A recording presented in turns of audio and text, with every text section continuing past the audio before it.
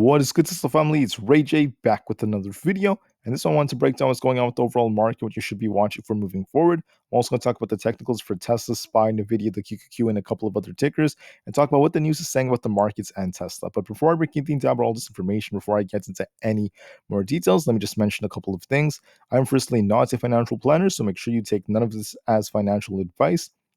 And also, if you guys can, please check out the Webull link, which is down below and in the description. If you sign up for Webull, the link down below and deposit any amount of money into the account, you are guaranteed up to 12 free stocks. The offer ends very soon, in just about 2 days, so check it out before they run out.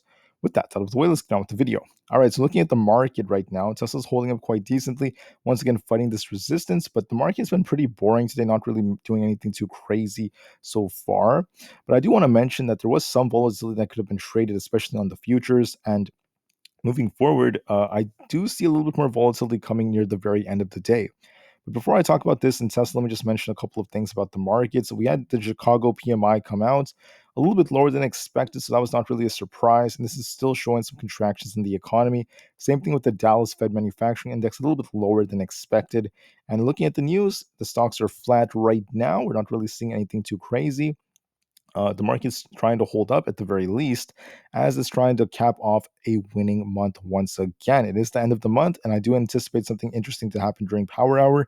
But besides that, we have some earnings I also want to discuss before I talk about Tesla. So for earnings, we had Sofi come out. It was up about 18%. And overall, the earnings were pretty decent overall and also very, very good in many ways. So why is that? They lifted their full year guidance overall. So that's what I'm trying to say. The full year guidance is looking good for them, but their loss was a little bit more narrow than expected. So that was pretty decent for them. Uh, Looking forward, ON semiconductors also is up 3.2%, beating on EPS and revenue. Disney's also up 3% after announcing that they have a tendency of bringing back more of these executives. So that's good for them as well. And besides that, most of these companies have been doing quite decently. So most earnings have been quite good so far. As far as Tesla goes, Tesla has resumed its filing for building new constructions and new permits at the Fremont factory in California. That's very, very good news for them. They basically paused production for the expansions in the EV plant, but they're now expanding it. They're continuing to grow, and they're once again going to resume with this production after they got the new building permits. So very, very good for them. Once again, this is where their first plant was in Fremont, and they're continuing to grow it and improve it. And there's been some more talks about them potentially upgrading for battery production, or at least for more battery production than before. But we'll see. They're also trying to upgrade different parts of it, so it's looking very, very good for them. And now moving forward, their question is, how is Tesla doing from a technical standpoint? So my analysis has not changed. On the 4-hour time frame, we're still testing the 50 EMA right now, and Tesla's not dropping too low. It's looking pretty strong right now, trying to hold up in these levels. It's holding up very, very nicely, but the thing is, it's fighting resistance at the 50, which happens to be around this 268 area, 268.29 specifically. And we're kind of stuck for now, but if we want to break this, we need a very, very strong break above this resistance. If it breaks it, you're going to be watching for a test of about 270. Again, above that, then we have 274 most likely coming next, followed by 280 above that. I told you guys in my video from the morning that we might see Tesla pop and possibly drop a little bit, just like the market. And then I do think that Tesla's going to try to retest this 50 EMA. That's what it's been doing. I told you guys the odds also favored potentially breaking it very soon. But once again, it all depends on other factors. Now, let me also mention that uh, going forward, the market's going to be entering Power Hour very soon. And this may be a very, very fun one because I don't think it's going to be like a wild roller coaster or anything like that. I think the market may try to uptrend a little bit as we close this month. I think the market's going to hold up very nicely. So it could be kind of fun compared to how this day has been so far. And it's going to be very interesting to witness. On the 5-minute time frame, Tesla's also, once again, looking a little bit flat as of right now, but it is making an attempt to retest this resistance, and overall it's holding up quite well so far. It may continue to range trade for a while, but we'll see what happens during Power Hour. I don't expect the market to tank. I think the market's going to try to hold up. Looking at SPY, it basically got a pop about our resistance around this 458 area. I thought it could go a little bit higher than that as well, but it ended up coming short. Then I told you guys we'd likely see some downside in the afternoon, and that's what's happening so far. Market is seeing some downside, and now the question is, what about during Power Hour? And I think that there's a chance The market could try to get a bounce. Now, could we be forming like an inverse and shoulders here? That's another possibility. There's a chance the market may try to bounce here at the very end of the day, as it's the last day of the quarter. So watch these levels very carefully. I think we're going to be stuck within this range for the majority of the day, 456 to 458, back and forth and back and forth.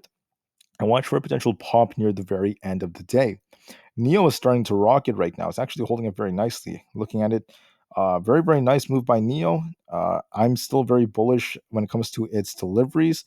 That should be very good news for them. For the triple Q, if you want to turn bearish, you want to see this thing break below 382. So far, it has not done that. To turn very bullish, you want to break above 385 to get to at least 388.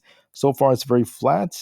There's a possible inverse head and shoulders, but it's not anything like too crazy. Still quite flat, but it's holding up decently, and I'm very excited to see how this moves. Uh, it could get a pop. I just want to mention, it may get a pop near the very end, just like with the market. But we're gonna have to wait and see if we can get confirmation of these moves. It's a little bit tight compared to SPY. For Nvidia, it got a small bounce off 465. It's trying to hold up, and we will see if this thing tries to continue pushing. But for now, it's holding up. There is a possibility of it retracing just a little bit on the 4-hour time from the last time I checked. But it has a very, very nice accumulation structure right here. Let me just zoom into it. Right here on the video, nice accumulation structure. It could drop a little bit more, retest 465. Even if it goes down to like 460, that's going to be completely fine with me because it has potential to push all the way up to 478 to 480 as long as we continue on this trend, because we have a nice inverse head and shoulders and a very, very nice looking structure right here from a white coffee standpoint. It looks nice. I like it. I like the structure, and it looks more bullish than bearish to me. Even if it drops a little bit, it could try to pop and try to get all the way up to 478 to 480 very, very soon. That's what technical analysis is suggesting, but don't forget the news will affect it, as we have AMD earnings tomorrow, which could affect it as well. All right, guys. So thank you for listening. Have a great day. Remain calm, cool, and collected. And let me just say one last thing about Sofi. I think people ask me about Sofi before I end this video. Sofi is pumping right now, but it needs to get above 11.7.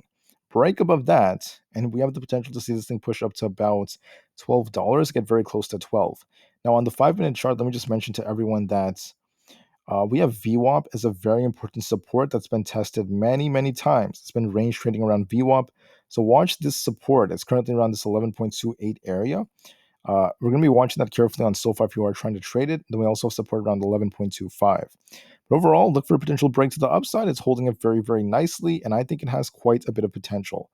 Uh, Very, very nice earnings in a way where guidance was very strong. And I think investors are excited about this, especially looking at these deals. All right. So with that said, last but not least for Tesla, don't forget to watch that 50 EMA and watch our resistance in that 268 zone. All right. With that said, thank you for listening. Have a great day, everyone. Tesla to the moon alongside the whole market, as the long term is very bright. And peace out.